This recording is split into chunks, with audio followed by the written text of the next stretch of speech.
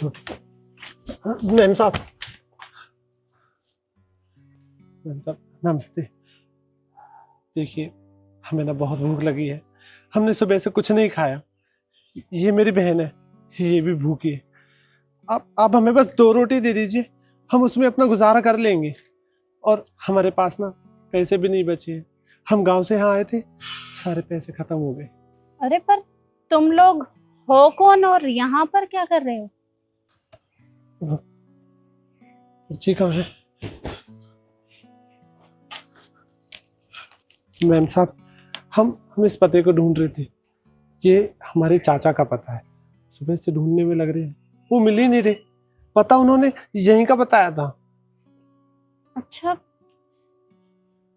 एक काम करो, तुम मेरे साथ अंदर चलो, वहां अंदर बैठकर खाना खा लेना। बहुत बहुत शुक्रिया मैम साहब। आओ आओ बेटा, तुम दोनों बैठो, मैं तुम्हारे लिए पानी मंगवाती हूँ।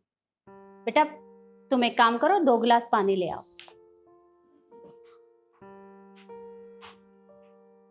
अरे तुम दोनों ऐसे नीचे फर्श पे क्यों बैठ गए? आराम से ऊपर सोफे पे बैठो। जी नहीं, हम नहीं, ठीक है। देखो बेटा, ऐसे नीचे फर्श पे बैठना अच्छा नहीं लगता। तुम आराम से ऊपर सोफे पे बैठ सकते हो। बैठो।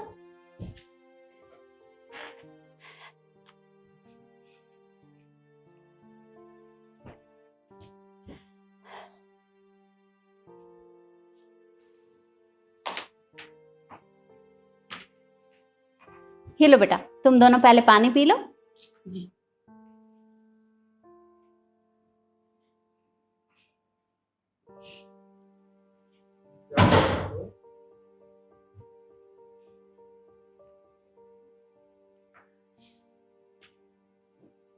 बेटा वैसे तुम दोनों आए कहाँ से हो?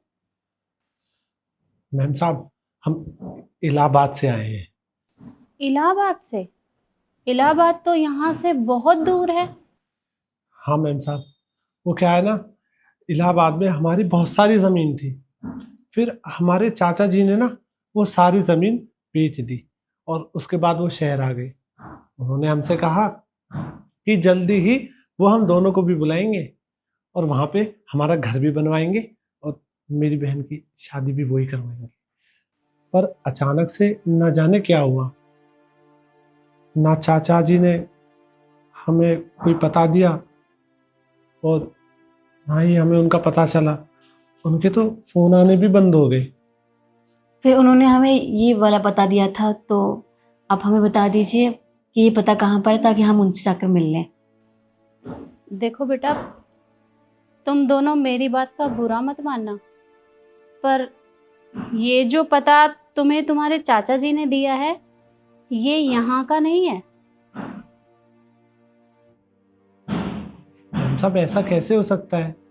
वो हमारे चाचा जी हैं। वो हमसे हमसे झूठ थोड़ी ना बोलेंगे। जी हाँ, उन्होंने कहा था कि यही पता है और तुम्हें यहीं पर आना है। वो बहुत अच्छे हैं। बचपन से उन्होंने हमारा ध्यान रखा है, बच्चों की तरह पाला पोसा है। वो हमें झूठ थोड़ी ना बोलेंगे।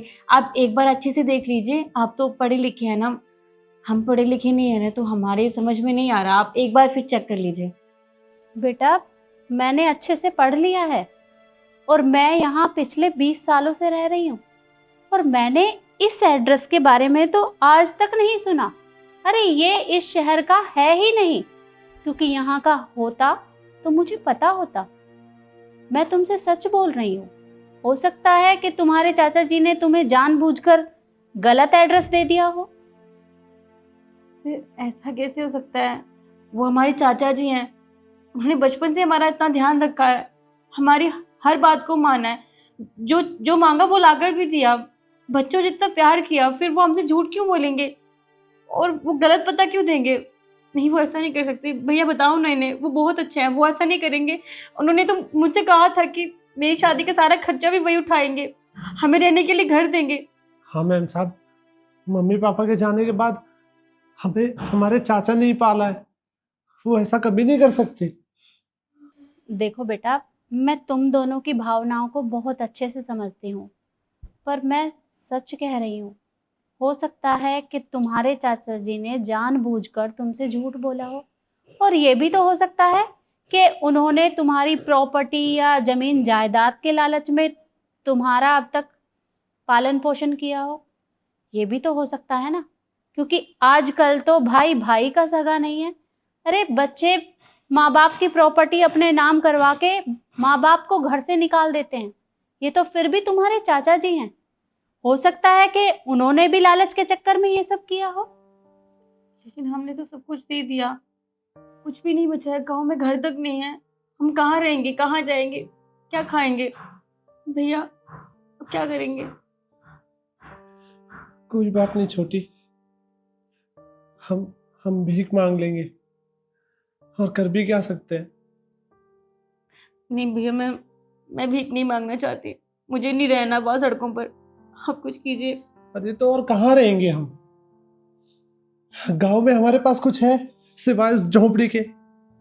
जो बारिश आती है तो उसमें पानी भर जाता है, आंधी आती है तो उसका छप्पर उड़ के चला जाता है, हमारे पास छत तक नहीं है।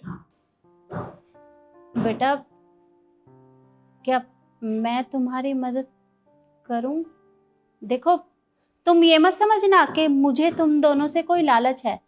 बस ये समझ लेना कि मैंने तुम्हारी मदद करके अपने लिए ही थोड़ा सा पुण्य कमाया है।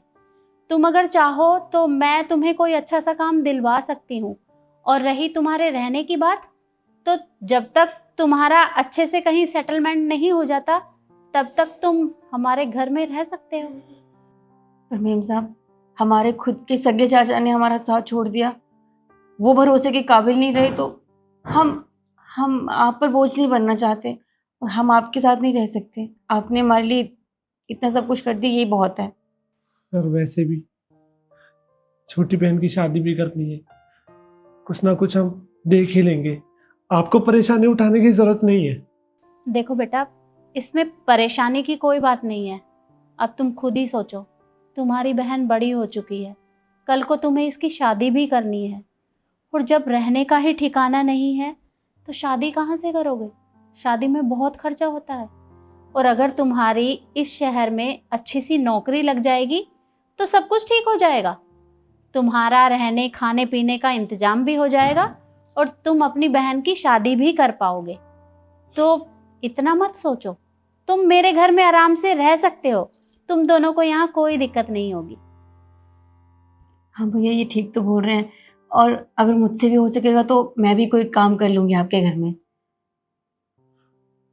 ठीक है मैम साहब, मैं तैयार हूँ, मैं कुछ ना कुछ काम देख ही लूँगा, और मुझे अपनी बहन की शादी भी बहुत अच्छे तरीके से करनी है। मेरी बस एक यही बहन बची है जो मुझे अपना कहती है। तुम इसकी चिंता मत करो, सब ठीक हो जाएगा। तुम्हें भगवान के ऊपर भरोसा है ना? उनके घर में देर है पर अंधेर नहीं है। अब तुम दोनों बैठो, मैं तुम्हारे लिए खाना लगवाती हूँ।